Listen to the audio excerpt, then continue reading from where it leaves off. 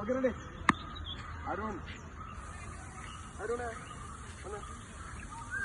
ഇതിപ്പോ അരുണും പിന്നെ young goal കീപ്പേഴ്സിന് വളർന്നു തന്നെ യങ് ഗോൾ കീപ്പേഴ്സിനും കൂടി പറഞ്ഞുതരാൻ വേണ്ടിയിട്ട് ഒരു കാര്യമാണ്.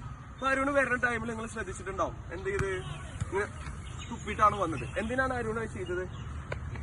ഗ്രിപ്പിംഗ് കിട്ടാൻ വേണ്ടിയിട്ട്. ഗ്രിപ്പിംഗ് കിട്ടാൻ വേണ്ടിയിട്ട് നിങ്ങൾ എന്ത് ചെയ്യാ? തുപ്പാണോ ചെയ്യാ? ഗ്രിപ്പ് വേണം എന്നുണ്ടെന്നുണ്ടെങ്കിൽ എന്ത് ചെയ്യാ?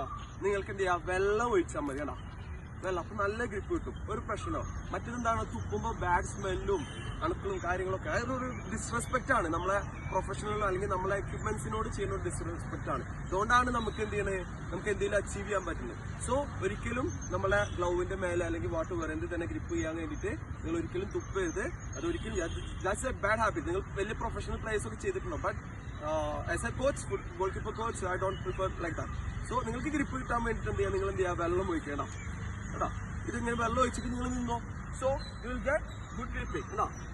ഗുഡ് ഗ്രിപ്പിംഗ് ഇതാണ് നിങ്ങൾ ചെയ്യേണ്ട കാര്യം. ഒരിക്കലും നിങ്ങളെ ഗ്ലൗവിന്റെ മേലെ അല്ലെങ്കിൽ നിങ്ങൾ ചെയ്യുന്ന ആത്മാർത്ഥമായി ചെയ്യുന്ന ഇതിന്റെ മേലെ നിങ്ങൾ ഒരിക്കലും തുപ്പരുത്. അത് ഡിസ്റെസ്പെക്റ്റ് ആണ്. ഇത് പിന്നെ അങ്ങനെ ഒരിക്കലും മുന്നേ ചെയ്തിരുന്നില്ലേ? ഇത് തീരെ ചെയ്തിട്ടില്ല. ഓക്കെ, ഇത് ഞാൻ വീഡിയോക്ക് വേണ്ടിയിട്ട് ചെയ്തതാണ്. നിങ്ങൾക്ക് പഠിപ്പിച്ചു തരാൻ വേണ്ടി, നിങ്ങൾക്ക് പറഞ്ഞു തരാൻ വേണ്ടിയിട്ട് ചെയ്തതാണ്. അല്ലാണ്ട് പിന്നെ ഒരിക്കലും അത് ചെയ്തിട്ടില്ല.